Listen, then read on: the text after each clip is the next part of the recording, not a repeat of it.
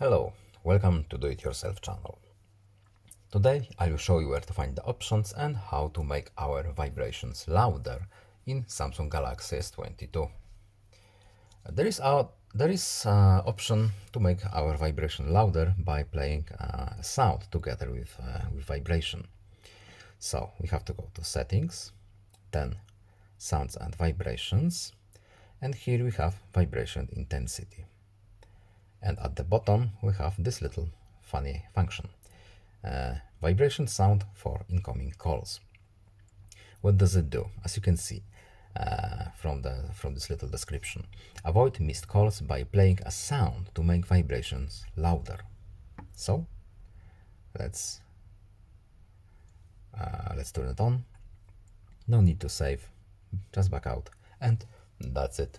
I hope this video was helpful to you. Please leave a like and subscribe. Have a nice day and see you in the next video. Goodbye.